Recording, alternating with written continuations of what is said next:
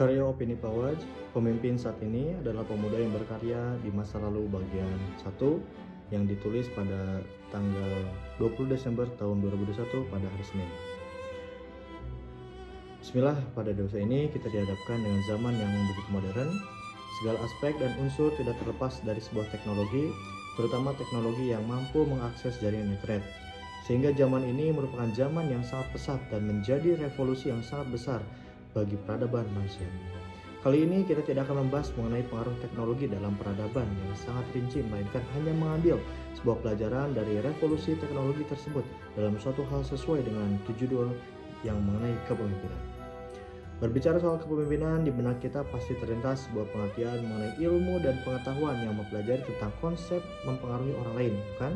Ya, tentu saja hal tersebut menjadi umum diketahui oleh orang lain. Kebanyakan jangan diperdebatkan, memang begitulah kadar dan faktanya. Implementasi dari sebuah konsep revolusi teknologi sangatlah relevan dan persis sama dengan konsep pemimpin sekarang. Konsep ini menitik beratkan bahwa setiap tahun kualitas dari seorang pemimpin terus mengalami suatu perubahan sesuai dengan perkembangan zaman. Jangan pernah heran, menyamakan kualitas pemimpin dulu dan sekarang pasti akan berbeda. Apa yang membuatnya terjadi itu karena perubahan zaman yang berkembang.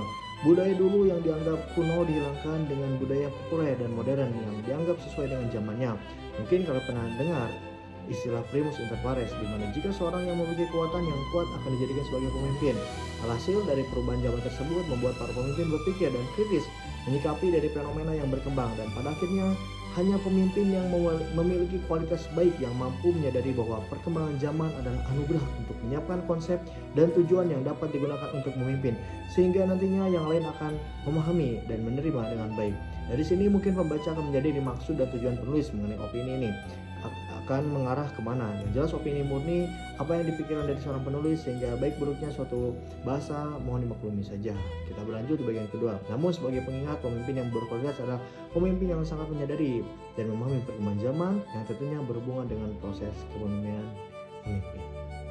Jadi di bagian 1 ini menjelaskan tentang pemimpin yang harus terus berusaha, terus berpikir kritis dan selalu berpikir kreatif bagaimana caranya permasalahan-permasalahan yang ada di dalam proses memimpin itu harus bisa terselesaikan, dan jangan sampai seorang pemimpin itu lemah, jangan sampai pemimpin itu tidak mampu beradaptasi di lingkungan zaman yang sekarang.